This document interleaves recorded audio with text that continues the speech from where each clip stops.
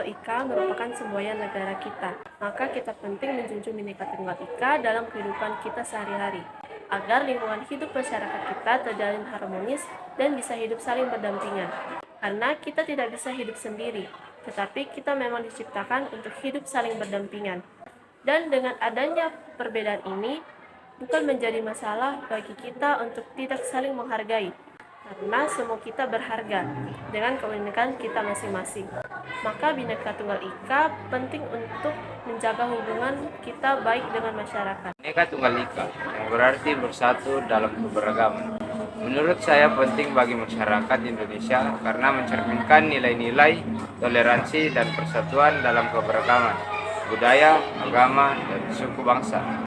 Ini memperkuat identitas sosial Indonesia dan mempromosikan harmoni antar kelompok yang berbeda. Menurut saya, pentingnya Bhinneka Tunggal Ika karena di dalam persatuan dapat menciptakan keamanan dan kenyamanan dalam bernegara maupun dalam bermasyarakat yang dapat mendukung kemajuan ekonomi, membangun kehidupan sosial yang beradab, dan yang lain. Karena itu, keberagaman juga dapat diartikan sebagai bagian dari identitas bangsa Indonesia. Kita sebagai bangsa Indonesia, sepatutnya kita harus menjunjung tinggi persatuan dan keberagaman bersama di atas kepentingan pribadi agar kita bangsa Indonesia tetap hidup rukun dalam satu negara dan tidak membeda-bedakan sara. Jadi, terdapat banyak konflik yang terjadi di Indonesia. Hal ini dapat terjadi karena kesalahpahaman atau tidak ada rasa bisa saling menghargai perbedaan. Contoh konflik sebagai berikut. Indonesia merupakan negara yang memiliki banyak keberagaman, seperti suku, agama, ras, antar golongan, dan budaya. Namun, keberagaman itu seringkali memunculkan konflik dalam berbagai bidang seperti ekonomi, sosial budaya, dan kesetaraan gender. Contoh konfliknya sebagai berikut. Dilaporkan di Makassar, Sulawesi Selatan, seorang ibu barangkali mengalami KDRT oleh suaminya yang merupakan suami keduanya setelah suami pertamanya meninggal. Ibu barangkali berinisial N, umur 34 tahun, dan KDRT awalnya rumah tangga mereka baik saja, sampai tiba-tiba KDRT mulai melakukan KDRT kepada istrinya dan anaknya. KDRT ternyata diketahui selingkuh dengan wanita lain. Sering memukul istrinya, bahkan karena mencuri istrinya sampai mengalami luka-luka dan cukup serius. Breko FVP juga tidak pernah membiayai anaknya yang merupakan anak dari suami pertama istrinya. Breko FVP juga menjual barang istrinya termasuk mobil bersama mereka untuk foya-foya bersama selingkuhannya. Istrinya sudah beberapa kali menggugat selingkuhnya, namun selalu gagal. Menurut saya itu, laki-laki dan perempuan derajatnya sama-sama harus saling menghormati dan menghargai. Jika terjadi KDRT, upaya yang bisa dilakukan adalah jika KDRT-nya terus berlanjut, sebaiknya laporkan ke pihak kepolisian dan juga cerai karena tidak baik hidup dengan orang yang tidak menghargai dan rasa terhadap kita. Terjadinya suatu permasalahan sosial budaya 5 tahun terakhir di Sulawesi Selatan, tepatnya di Makassar, yang menyebabkan salah satu kurangnya tenaga kesejahteraan sosial di tingkat kecamatan, yang dimana konflik atau permasalahan tersebut melibatkan kecamatan, pemerintah, dan masyarakat karena kurangnya pengawasan dari pemerintah maupun tokoh masyarakat dan dengan kurangnya petugas khusus untuk bertugas menjaga dan perbaiki kondisi sosial. Permasalahan-permasalahan sosial tersebut diantaranya anak jalanan, gelandangan, pengemis, dan pekerja seks komersil. Permasalahan itu pun terjadi pada tanggal 12 Juli 2011. Dalam hal ini, penyebab utama permasalahan sosial tersebut ialah sistem pemilihan kepala daerah atau pilkada. Peristiwa permasalahan itu pun membutuhkan tenaga kesejahteraan sosial sebanyak 1.500 orang dan mahasiswa yang diterima pada tahun ini mencapai 60 orang. Akan tetapi, yang diminta tidak mencukupi target yang dibutuhkan.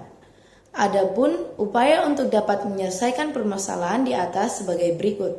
Yang pertama, pemerintah dan kecamatan setempat harus meningkatkan pengawasan dan tenaga kerja dalam mengawasi untuk memperbaiki kondisi sosial dan kesejahteraan sosial di lingkungan yang ada. Yang kedua, pemerintah dan kecamatan bekerja sama dalam mengembangkan calon-calon tenaga kesejahteraan sosial yang nantinya akan ditempatkan di pemerintah daerah.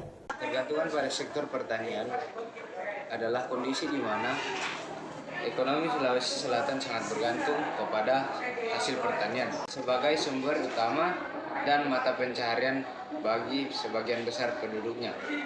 Penduduk di Sulawesi Selatan, terutama petani dan keluarga mereka, serta pelaku usaha terkait seperti pedagang dan pengolah hasil pertanian. Wilayah pedesaan di Sulawesi Selatan yang didominasi oleh lahan pertanian, antara lain yaitu Bone, Goa, Sidrap, dan lain-lain. Ketergantungan ini berlangsung selama bertahun-tahun dan terus berlanjut hingga saat ini. Faktor-faktor seperti kondisi geografis mendukung pertanian, tradisi, keterbatasan alternatif mata pencaharian di wilayah tersebut menjadi alasan utama mengapa sektor pertanian begitu dominan. Ketergantungan pada sektor pertanian terjadi melalui produksi dan distribusi hasil pertanian seperti padi, kakao, kopi, dan komoditas lainnya, serta melalui berbagai industri pengolahan dan perdagangan yang terkait.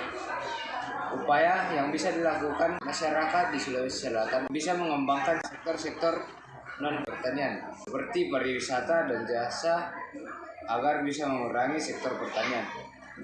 Meningkatkan teknologi pertanian modern lebih baik untuk membantu meningkatkan produktivitas.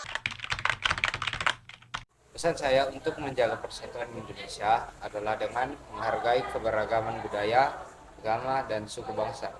Dengan kita dapat membangun masyarakat yang harmonis, pentingnya toleransi dalam menyelesaikan perbedaan pendapat juga tidak boleh diabaikan melalui kesadaran akan kebersamaan dan penghormatan terhadap keberagaman. Kita dapat memperkuat persatuan Indonesia untuk mencapai kemajuan bersama sebagai bangsa yang besar. Saya untuk bisa menjunjung Bhinneka Tunggal Ika, yaitu dengan cara kita semua harus punya rasa toleransi akan perbedaan yang ada. Kita harus bisa saling menerima perbedaan suara yang sangat beragam dan justru menjadikan perbedaan itu sebagai keunikan bangsa kita. Karena seperti semua negara kita yaitu berbeda-beda tetapi tetap satu, maka kita harus menghidupi semua negara kita itu. Dari saya adalah hidup berdampingan dan harmoni adalah suatu kebiasaan agar kita dapat hidup secara serasi maupun sesuai.